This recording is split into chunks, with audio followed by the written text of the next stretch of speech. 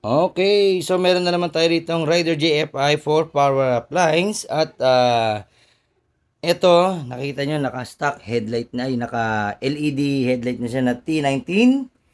Tapos naka-stock bulb na signal light, ayan. Then, ito yung harness, ayan. Medyo nalinis ko na yung kalahati, no?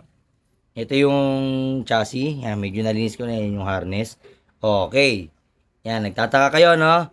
Madalas nyo nakikita naka full wave. Ngayon, stock regulator. Nakailan na rin akong gawa ng stock regulator na pinapower up ko. Wala naman nagiging problema sa lobo battery o yung overcharge. Kasi tinatanong ko sila, yung iba 1 year ago na, 2 years ago, buo pa rin yung motorsiklo. Hindi rin nasira yung battery. O yan ha. Ito, lilinisin ko muna yan. Then, mamaya papakita syempre yung after at yung resulta ng power appliance. Syempre, meron pa po siyang dinagdag dito. Ayan. Ito, may voltmeter at may MDL. Tapos, may bracket na. Then, bukod dyan, meron pa siyang USB charger. Ayan, ayan. Ngayon, meron pa ako dadagdag. Yung hazard switch na, sir. Yun, hazard switch. Lalagyan ko ng hazard switch na gumagana yung signal indicator. Ganun yung gagawin natin. Para nagagamit niya yung signal light na umiilaw to. At the same time, magagamit niya pa rin yung hazard switch na gumagana pa rin yung indicator. Para aware siya na umiilaw yung signal light. Okay? So, ganun yung gagawin natin. Dati ko na si sir customer.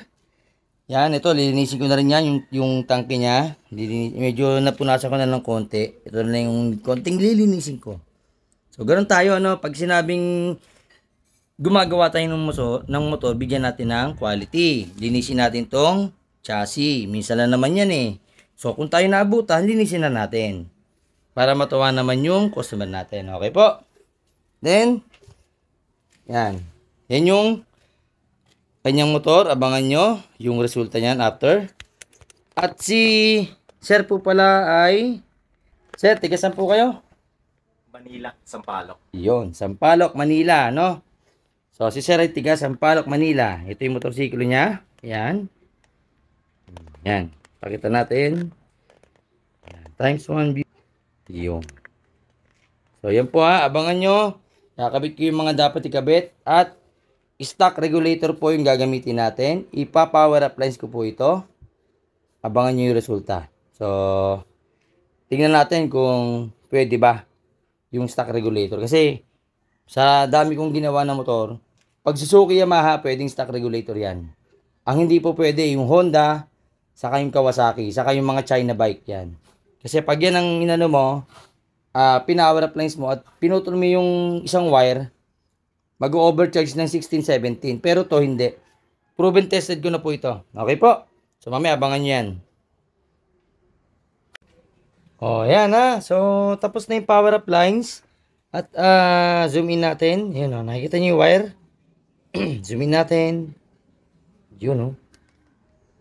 Lapit natin yung camera. Yan. Medyo ginabi na kami. Nung oras na ba? Nung oras na sir? 8:51? Mag-alas 9. Nagsimula tayo ng 11. Mag-11, no? Oh, alas 8 na ng gabi. Ito yung wirings. Ayan, nakita nyo ha. Malinis. Oh, close up natin para sure ball ha. Lipat ko lang. Ayan. Close up. Ito. Oh, malinis. You know, MDL. May sariling bracket. At the same time, ayan. Yung kanyang wirings, ayan, nakatago lahat. Then, pag sinilip mo yan, walang mga ano yan, sikreto.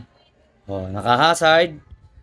Tapos, naka-voltmeter. Ayan, naka-voltmeter. Then, ito yung harness. Ayan, pag side view natin, okay, side view. Ito. Oh, ayan yung side view. Ayan, para nakikita nyo, ilawan ko. Ayan, side view. So, naka-side view, no? Ayan, kitang-kita, no? Ayan. Okay, malinis. Walang daya, ha? Ito yung harness, yun, no? Parang stock lang, no? You know? Oh, yan pa yung tatak ha. Oh, nandiyan yung tatak, Suzuki oh. Sabihin, daya oh, Suzuki pa. Oh, wala nagalaw din. Oh, sa mga nagtatanong ha, sa mga duda, ayan, stock regulator, kitang-kita oh. Stock regulator. Oh, papakita ko yung actual pag umandar na mamaya, pag kinabit ko na yung kaha. Kakabit ko muna ha, ayan oh. Oh, yan yung wiring ha, yan yung one relay setup. Wala pong ibang relay dyan kasi stock horn lang po ito. Stock horn. Oh, yung MDL, wala rin pong relay yan ha, hindi ako naglalagay ng relay dyan. Power up lines po ang ginagawa ko. One relay setup, ayun, nag-iisa lang. 30 amps, then yung harness, oh, maluwag na yan. Oh, yun yung tinatamaan madalas. Sakit ng Rider JFI. Ayan oh, luwag no. Yun oh. Close up pa natin. Para makita. Oh, ayan oh. Ang linis na. 'Di ba? Walang daya. Then yung terminal, ito, battery niya is Amaron. Hindi namin alam kung ilang taon na.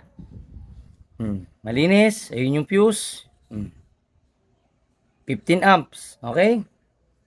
So, ayan. Papakita ko stock regulator. Marami na akong ginawang stock regulator na naka-power up lines. Hindi po yan naglolobo ng battery. At hindi rin po yan nag-overcharge. So, gagamit tayo ng accurate tester sa battery para malaman nyo kung nag-overcharge po ba. Bubuksan ko rin lahat ng ilaw. Papakita ko sa inyo kung merong mag-overcharge kahit naka-stock regulator. Kasi sabi nila, full wave. Hindi naman ganun. Hindi lahat ng motor full wave. No? Tulad nito, ayan. Full wave stator pero stock regulator. Okay? So, ayan. Papakita ko. Sasara ko muna lahat. Then, testingin natin. Alright. So, ito. Tapos na, no? Stock regulator. Power up lines. So, ayan. Naka T19 lang naman siya. Pero mahina lang yan para sa akin. Kahit mag-MSM 45 watts ka, kaya ng power up lines yan. Then, naka Lazy X. 4 wire type. So, nilagyan ko na rin siya ng passing. Ito yung passing, ano. MDL passing. Pakita ko sa inyo. Yan. MDL passing, dito ko nilagay. Then, ito yung voltmeter. Tapos po, nilagyan ko yan ng yan, yung parang glue gun. Para hindi po pasukin. Kasi iba yung nabili niya. So, dito ko na lang kinabit. Iba yung nabili niyang 3-way switch. No, sir? Pang right side. Oo. Tama ba? Dapat pang left. Kaso wala na, nandyan eh. Yung picture kasi pang left. Oo. Pero nakalagay right hand. Oo. Yung pala darating pang right hand nga talaga. Sayang. Okay, so yun lang. Ito na. So, tetestingin natin. Okay. So, ayan o. Hindi ko papakita yung plaka. Oh, ayan ha. Ito, testing na. Walang daya. Ready. On. Start. Ang battery nga pala nito ay Amaron, yan. No? Yan o, Amaron. So, naka-Amaron. So, gamitin natin yung aking multi-tester para for accurate reading ng charging, no? Kasi naka-stock regulator eh. Baka sabihin, may daya. Ayan. Sir, pakihawakan mo ng upuan. 12.6. Ayan, ulit. 12.6. 12.8. 0.2 lang po yung difference. Kasi, medyo advanced yung voltmeter mo. Pero, wala naman tayong binago sa wiring, no? Tama naman yung procedure. So, start tayo. 2, 3. Yun. Okay, 12.6, 12.7, 12.5 sa aking battery tester. Then, wait. Ano tayo, rev?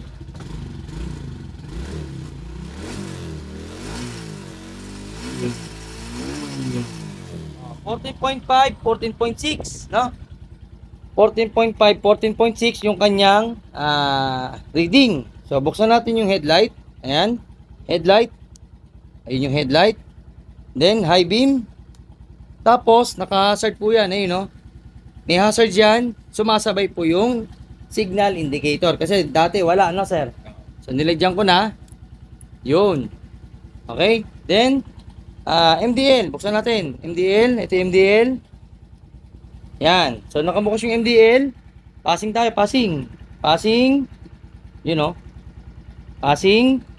Yan. Gumagana. Then, busina. Ito yung pinaka-inaabangan nyo, no? Busina eh. Kung kukurap. So sa iba, kumukurap daw yung MDL eh. So sa akin, tingnan mo sir kung nakurap ha. Oh. Wala. Ayaw kumurap.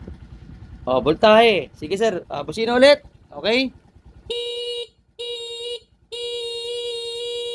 Oh, hindi nagdadrop ha. 12.2. Rev natin. Bukas lahat ng ilaw, no?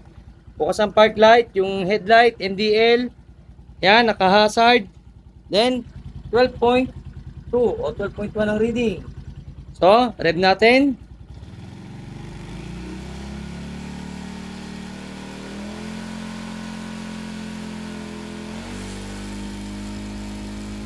Oh, double check.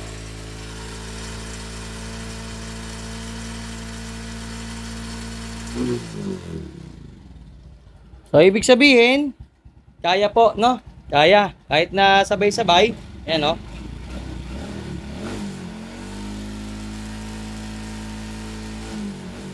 Dito, nagpi 15.2.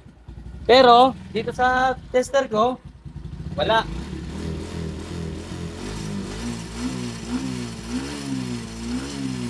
$14.6, $14.7, bukas lahat ng ilaw, no? Ayan ha. Oh, walang daya ha. Stock regulator, hindi nag-full wave. Oh, ilang beses na ako nakagawa ng ganito ha. Hindi po lahat ng motor kailangan i-full wave. Okay? Pag Yamaha, saka Suzuki, sure ball ako. Pag power appliance lang, kaya yan. Kahit marami kayong ilaw. Okay? Oh, sir. Final. Hazard natin. Oh, ayan. Hazard. Oh, tutok sa ilaw ha. Lapit. Oh, sige sir, busina.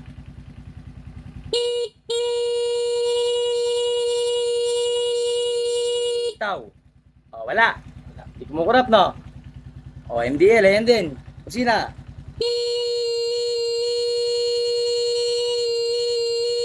Oh, wala talaga, no? Walang kurap. Ayan ha, walang kurap. Sabay-sabay. Naka-hazard. Naka-high beam. High beam mo sir yung ano? MDL. High beam. Then, tawag ito, passing. Passing. Yun, no? Oh, gumagana yung passing, no? Magana lahat.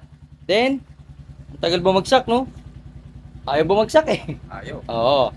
Stock regulator po yan, ha? Oo. Walang biro yan. Ang maganda lang dito, yung battery niya is Amaron. Ayun, naka-Amaron po siya. So, tanggalin natin yung tester ko ng battery. So, malinis po yan from top to bottom. Yan. Amaron po yan. Kaya sinasuggest ko sa inyo, Amaron, para maganda talaga yung kuryente. No? No fluctuation. At the same time, sabay-sabay mo lahat. Ayan, no? Kitang-kita na, oh. Kayang-kaya. So, stock regulator po yan, ha? Okay. So, yun lang po. JGA Humble Works. Team Becky Works. Team Power Up Liners. Maraming salamat po, sir. Pro po yung kanyang motor. O, yan. Okay, sir. Ano masabi yung sa gawa ko, sir? Solid. Alright. O, yan po si sir, ha. Maraming po salamat. Pangalawang beses na bumalik si sir. Una is yung issue ng namamatay. Oh. Pangalawa. So, ngayon, power appliance naman. O, yan na po, ha. Okay. Maraming salamat po, sir. JGA Humble Works. Alright.